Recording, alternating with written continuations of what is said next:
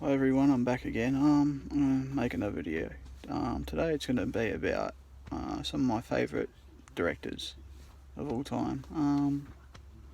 Some of my favourite directors are Quentin Tarantino, legends like Alfred Hitchcock, Christopher Nolan, Brian De Palma, John Carpenter, Ingmar Bergman, and legends like that, Stanley Kubrick as well, Steven Spielberg, George Lucas, Woody Allen,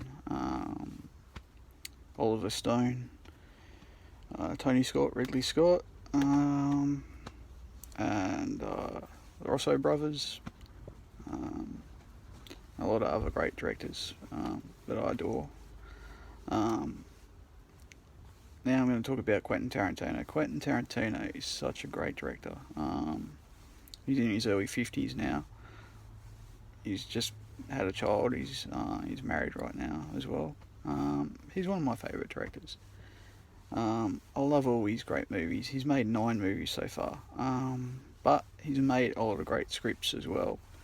And he uses a lot of his great influences that he had growing up during the 70s and 60s movies that he watched, like black exploitation films to film noir and ninja movies and stuff like that, into his films. And his films are a little like Dom Perignon wine, champagne, because they only squeeze out a bottle once every few years.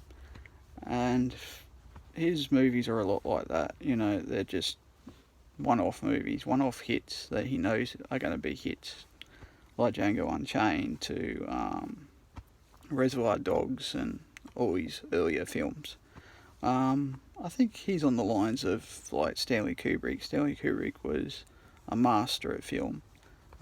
He knew how to create and direct films as well, so beautifully, and masterpieces, absolute masterpieces for low budget films as well. Quentin Tarantino's first film, Reservoir Dogs, that was a great film. He co-wrote it with Lawrence Bender as well, and it was released by Miramax earlier, and Lionsgate later as well, and 20th Century Fox as well. It is one of my favourite movies. He got most of the funding for that movie from Lawrence Bender knowing Harvey Keitel, and it was shown at the Sundance Film Festival in 1992. And it was a box office smash. It is absolute one the whole lot. And he had help from Terry Gilliam as well, one of the Monty Pythons, who helped direct, supported him during basically a scholarship to become a film director.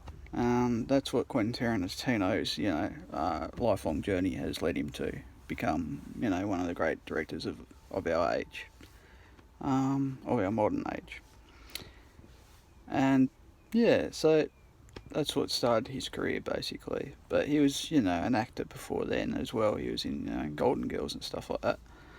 And I really love his movies. Once Upon a Time in Hollywood is not a bad movie at all. Some of his movies include, dark humour and stuff like that as well.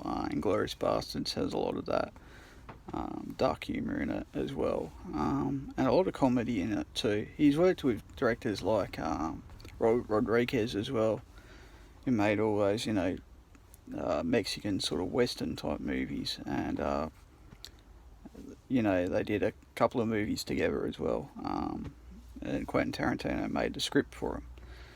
So yeah, he's come a long way since the release of Reservoir Dogs. Pulp Fiction, released in 1994, was also released at the Cannes Film Festival in France, and Clint Eastwood was on the panel for that, and it was a box office smash as well. It was shown, all around the world. Such a great director, Quentin Tarantino, all over. I mean, Hateful Eight, to see that projected in its original way is incredible. It's not on the Blu-ray discs or the DVDs, of course, in that style, but the best way to see movies is on the big screen, and he made it like that in that CinemaScope, 65mm projected it 75 or whatever it was. And he did a great job of doing that. And I just love all his great movies. Kill Bill Volume 1 and 2 are really good movies as well. Django Unchained, that's a great western. Hateful Eight, it's another great western. He basically made 3 western movies. If you look at Kill Bill Volume 2, it's more of a western. It's got a lot of western elements in it, as well as Kill Bill Volume 1 was more about Asian influential of the Japanese culture as well. In his films, Jackie Brown was a black exploitation film. Pam Grier did a really great job in that movie. I just love that movie so much. It's such a great movie. So every few years he puts out these really great movies. And I know his last movie didn't really get that good reviews, Once Upon a Time in Hollywood, but I thought it was really good. And I just think he's an incredible director.